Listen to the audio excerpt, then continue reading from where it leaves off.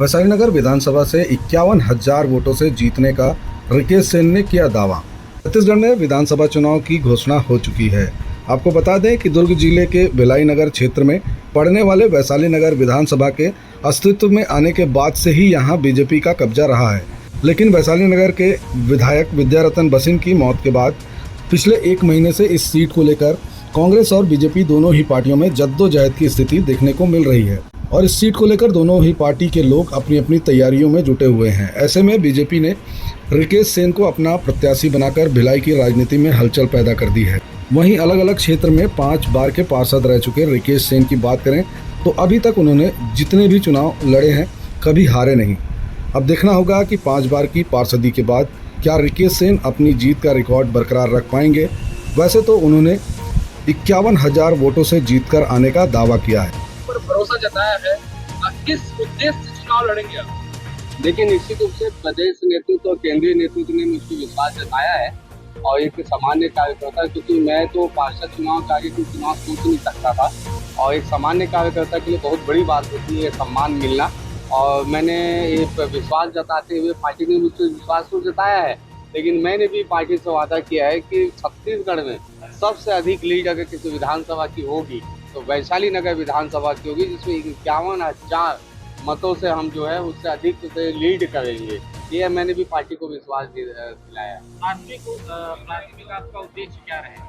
देखिए, जनता के बीच में जाना, जनता से संवाद करना, जनता की समस्याओं को समझना, क्योंकि जब डॉक्टर रमन सिंह के कार्यकाल में 15 साल जो विकास हुए, उसके बाद कांग्रेस की जब सरकार आई तो 5 साल जो विकास कार्य पे रोक लग गया, क्योंकि भारतीय जनता पार्टी के विधायक थे स्वर्गीय विद्यारतन बसिन जी। जिस प्रकार से कांग्रेस की सरकार ने उनको परेशान किया, उनके प्रस्ताव को रोकने का काम किया, तो इससे कहीं ना कहीं वैशाली नगर के जो जनमानस है उन पे इसका जो है गलत प्रभाव पड़ा। बीएससी का मुद्दा जोरों शोरों पर है। इस मुद्दे क्या ये देखिए, हमको प्रत्याशी को विधानसभा, ये जो पीएससी वाला मामला है या भूपेश बघेल के गोबर घोटाला हो, गौठान घोटाला हो, कई घोटाले हैं, घोटालों की तो बहुत लंबी लिस्ट है, उसकी चर्चा हमें करने नहीं। ये चर्चा तो आम जनमानस खुद घर घर में कर रही है, क्योंकि ये जो चुनाव है, ये चुनाव विकेट से नहीं लड़ रहे हैं। वैशाली नगर विधानसभा की हर माता बहने भाई बहन चुनाव लड़ रहे हैं और सबको मालूम है जिसकी पीएससी की जॉब नहीं लगी है, जो इसके दावेदार थे, वो सब लोग ये जानते हैं कि कहीं ना कहीं मेरी नौकरी को छीना गया है, मेरा हक छीना गया है। तो वो जो भाई अपनी बातों को खुद रखेंगे, हम बात को रखने जाएंगे तो लोगों को लगेगा कि भारतीय जनता पार्टी के प्रत्याशी हैं तो कांग्रेस पे आरोप लग रहे हैं। तो इसलिए ये लड़ाई जो है खुद जनता की है।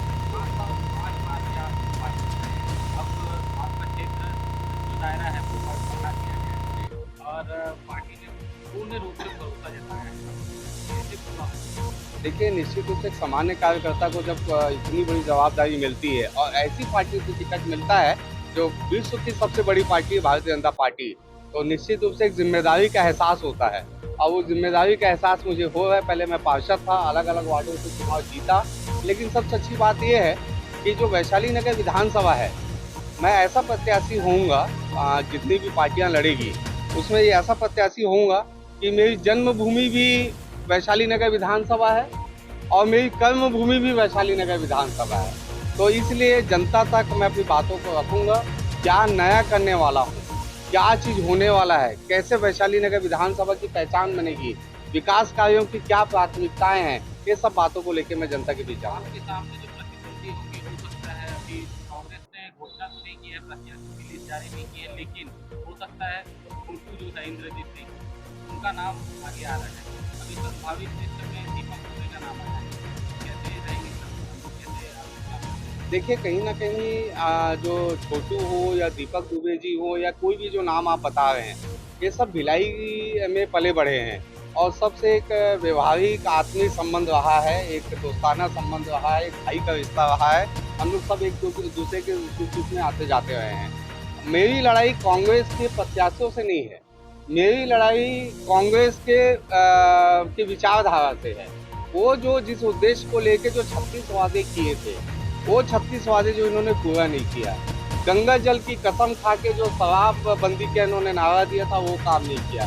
पीएससी जैसे घोटाले हुए, ये सब मुद्दों को लेके, और मैं अपनी बातों को जनता के बीच में रखूंगा, अपनी लाइन को आगे बढ़ाने में लगूंगा, ना कि किसी दूसरे की लाइन को काटने में, ना कि दूसरे की आलोचना करने में। अगर जनता आपकी बहुत बदलती है और आपको जिताती है, क्या कुछ प्राथमिकताएं रहेगी जो जनता को लाभ होंगे? देखिए, जब सरकार आएगी, हमारा सभी 90 सीटों पे जो है कमल खिलाने का उद्देश्य है। जब सरकार आएगी, जब हम विधायक बनेंगे, तो निश्चित रूप से कई प्राथमिकताएं होगी। जिस प्रकार से वार्डों में नए नए काम करते आया हूँ, वैसे ही पूरे विधानसभा में नए नए चीज आपको देखने को मिलेगा।